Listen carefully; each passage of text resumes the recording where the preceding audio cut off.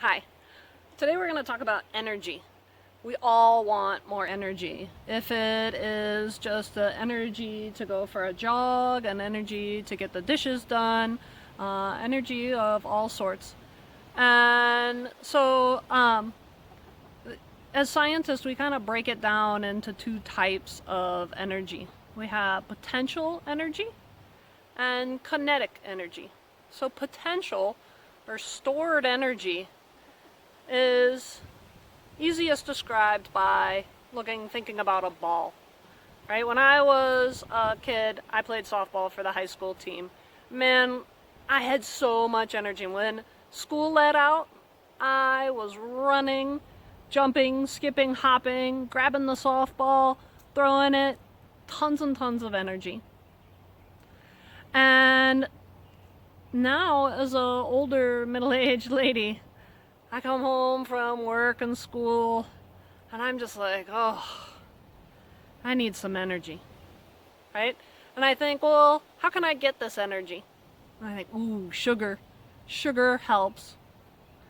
And so what we're going to talk about is, what is that energy? Where do we get it from? How do we understand it?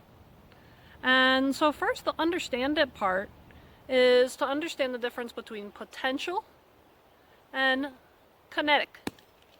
So potential is that stored energy, right? So me sitting in class just ready to get out and use my energy. So then we have kinetic, the using, right? The work that's being done, the movement of that ball dropping. But when we talk about life, what does that mean for kinetic energy? And what does that mean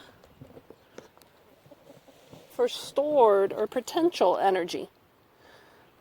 So when we look at our chickens here, looks like they have some stored up energy. They ate in the morning when it was cool, and now they are resting, digesting. What does that digesting mean? What energy are they digesting? So our first form of energy is really sugar. And sugar comes from our plants. One of the simplest things that I like to watch is here we have an acorn. An acorn that is stored energy. And that energy that is stored in this acorn, we have one that is starting to grow into the earth. Oh, I lost its little root.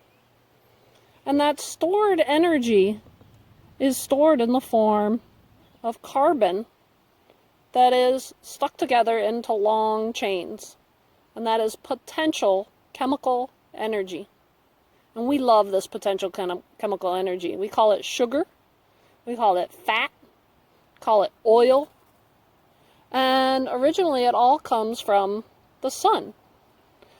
And here, the trees grew up, got mature enough that they could send all of their energy into an acorn and start new growth the next year.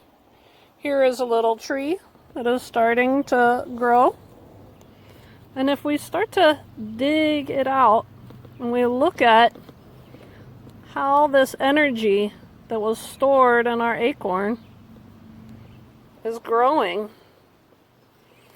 that stored energy comes out, and just like a little umbilical cord for baby humans or baby anything, this acorn is feeding the new growth. And it comes, and we have this acorn with a root. Here's our little umbilical cord, and then it shoots up and starts to make leaves. Now that the leaves are here, now it can start capturing and making new energy from the sun. So our photons come from the sun, that powerful energy striking this plant leaf and making energy. And really that movement from sun to leaves to trees and ultimately to the things that eat the acorn. Think of all of our little squirrels running around and saving up acorns for the winter. And sure enough, that sugar that feeds the new growth of plant is the same potential chemical energy, stored energy, that ultimately makes everything grow.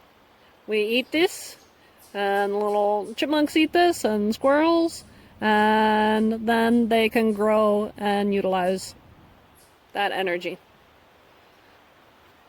in a kinetic form, moving about. So I hope that helps. And what I want you to think about with energy is, where does it come from? How does it move from one thing to another? And I think when we think about that, it kind of helps us to understand how life works. So that's our thing for today, is thinking about energy, how it moves, and how it is stored. Thank you.